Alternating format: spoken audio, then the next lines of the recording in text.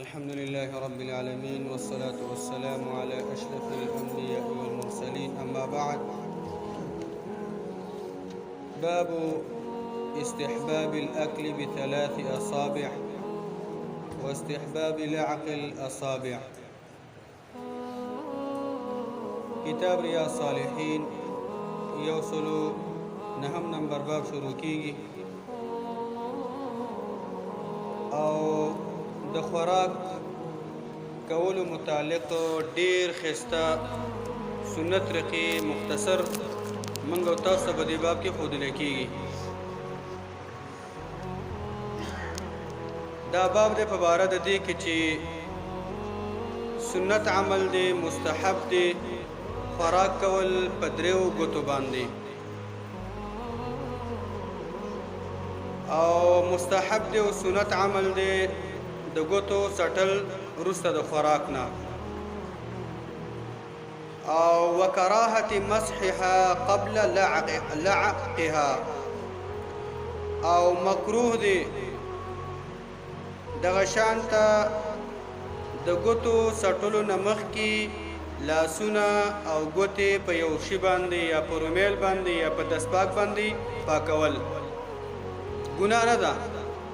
مکروه دی، شریعت دا بد ګڼي. او اکثر موږ تاسو دا کار کوو، خوراک وکړو کنه نو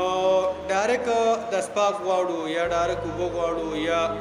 رومیل باندې ګوتې وچو یا تشو پیپر باندې، نو دا ګوره په شریعت کې دا مکروه ده، یعنی دا شریعت بد ګڼي. وکراهه مسحها قبل لعقها، یعنی د خوراک نه وروسته د ګوتو د سټلو نه مخکې لاس وچول په دستپاک باندې شریعت دا بد ګڼي. واستحباب لعق القصعه، او مستحب او سنت رقه ده د خوراک هغه لوښی سټل داغې کوم لوښي کې چې خوراک وکړي یا کومې پیلې نه چې شوده سړی وڅکي یا پکې څه شی وڅکي هغه وسټه، هغې کې دا ګوته تاو کا او هغه وسټه، ځکه دا خیر او برکت دی خوراک کې پته نه لګي دا کوم ځای کې پروت دی، ستا په دې ګوتو کې پروت دی، په دې کاسه کې پروت دی، چې رب العالمین هغه ستا دغه شان د ستا بدن ته خیر ور داخل شي او دا خوراک په تا باندې ښه راشي. واخذ اللقمة التي تسقط منه واكلها، او سنت عمل دی دا راخستل د هغې شوړې یا د مړۍ چې هغه پریوځي د تا نه او هغه راواخلي او هغه دغه شان څه کړي، هغه دغه شان ته هغه وخوري. ومسحها بعد اللعق بالساعد والقدم وغيرها، او ومسحها بعد اللعق، او دغه شان ته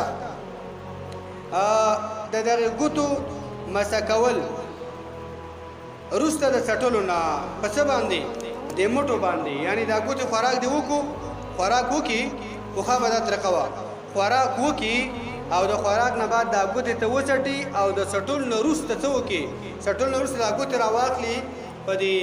دغه شان ته په دې څنګل باندې ایسي وي یا د خپو په دې تلو باندې دا ګوتې وي. دې باندې پوه شو انشاءالله کنه.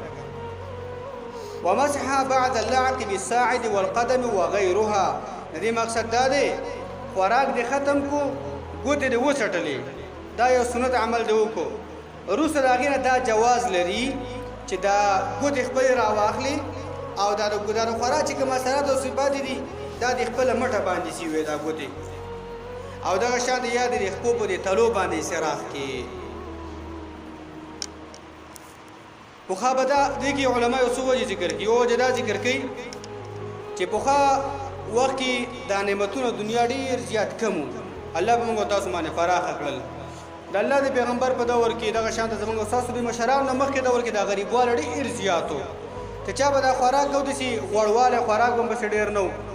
غوړوالی دا شیان ډېر نه و، دا وخت مخکې به ډېر نه وي. حتی د الله د پیغمبر صلی الله علیه وسلم باره کې راځي، عایشه جان فرمایي یوه میاشت به تېره شوه، بله میاشت به تېره شوه، بله میاشت به تېره شوه، 3 میاشتې او مکمل تېرې شو، خو د الله د پیغمبر د کور په نغري کې به اور بل نه شي.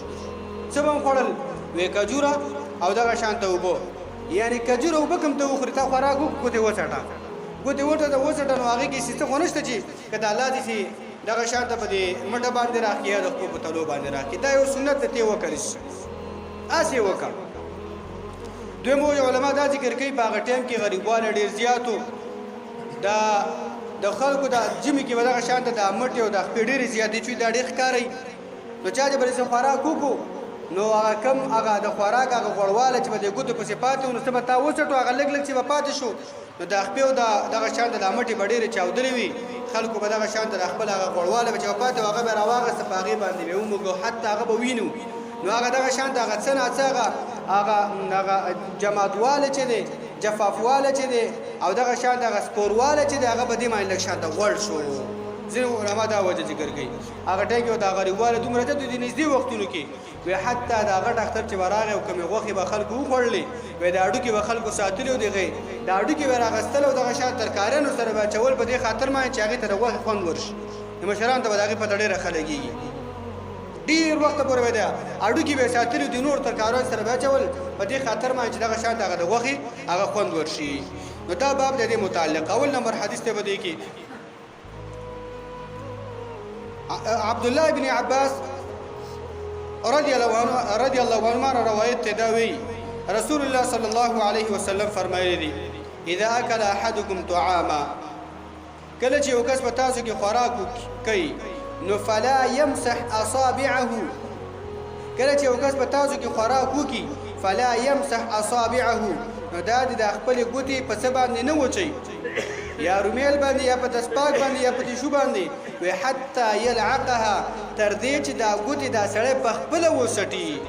تر دې چې دا ګوتې دا سړی دا چا چې دا خوراک کله په خپله وسټي او یلعقها یا دا ګوتې دې وسټلی شي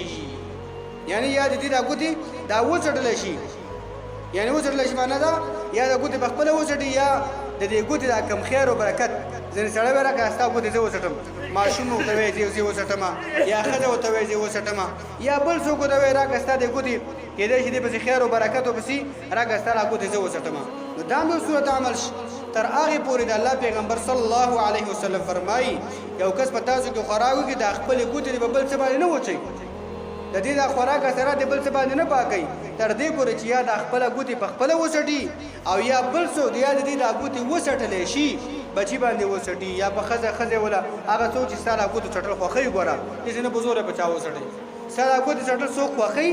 هغه ته وایي راکړه زه وسټم نو که هغې هم وسټي دا سنت رقه په ځای شوه او دغه شان د هغې ته ستا دغه شان د دې خوراک خیر او برکت ورغی او هغې نه بعد څه کولی شي هغې نه بعد دغه شان د ګلاسونه به یې وینځلي هم هر څه به کولی شي دا بل روایت دی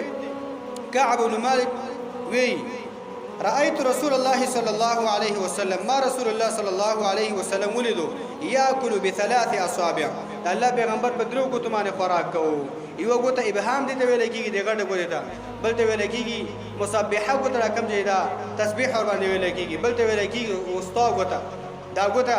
یعنی دې درو ګوتو باندې نبی صلی الله علیه وسلم خوراک یو دا منځنۍ ګوته یو دا تسبیحات ګوته دا شهادت ګوته چې کومه ده او یو دا غټه ګوته پیړه ګوته چې کوم دی باندې الله پیغمبر صلی الله علیه وسلم ما ولیدو په دې باندې خوراک کو فاذا فرغ لعقها او کله چې نبی صلی الله علیه وسلم د خوراک نه فارغ شو د الله پیغمبر د خپل ګوته د خوراک ذکر دا یو چټلې ابن قیم رحمه الله وی متکبر انسان چې داغه په یو ګوته خوراک کوي متکبر انسان چې په یو ګوته باندې خوراک کوي او د الله پیغمبر صلی الله علیه وسلم چې هغه په درو ګوتو باندې خوراک کو او شریح انسان حرسناک انسان هغه چې ګوري په 5 ګوتو باندې خوراک کوي یعنی په ټول لاس باندې لګي دلته وزن مشکل دي نه خوراکونه داسې دي هغه په درو ګوتو باندې نه کیږي نو به دغه شاته په درو ګوتو باندې کوم خوراک اوري عموما خوړل کیږي هغه په درو ګوتو باندې نه کیږي نو هغه په ډیرو ګوتو باندې وخره هغه پروا نه کوي کوم ګناه نشته دي هغه څنګه ضرورت دي هغه خوراک چې داغي امکان داوي چې په درو ګوتو باندې وخوړل شي د سنت طریقه دا الله تعالی دا په عبادت او کې حساب کې الله په دې باندې اجر درکړي چې هغه په درو ګوتو باندې کې په دې حدیثونو کې و فائدہ دا و چې نبی صلی الله علیه وسلم حکم کړی دی خدا حکم د پاره د وجوب نه دی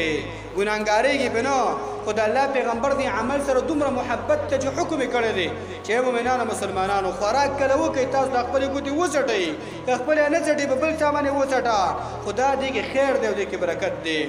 او بله فایده به کې دا ده دا خیر او برکت د خوراک پته نه لګېږي چې دا په منځ کې دی که دا په اول کې دی دا په آخر کې دی. حتی د الله پیغمبر دومره ترکیز زموږ او ستاسو په صحت او په روغتیا باندې کوي په دې خیر او برکت حاصلولو باندې کوي وایي دا اثرات د خوراک چې د ګوتو پسې پاتې دا هم وڅټه پته نه لګېږي دا خیر او برکت کېدای شي په دغې کې پاتې ستا معدې له به الله ښه کړي ستا صحت له به الله ښه کړي. او بله فایده به کې دا چې اسلام همیشه موږ ته تیزي راکوي چې د خوراک آداب دا په ځان کې راولئ د خوراک په حاصلولو کې راولئ چې الله تعالی ستاسو د خوراک ستاسو لپاره فایدهمند کړي او ستاسو په دې خوراک کې الله خیر او برکت واچوي. په دې خبرو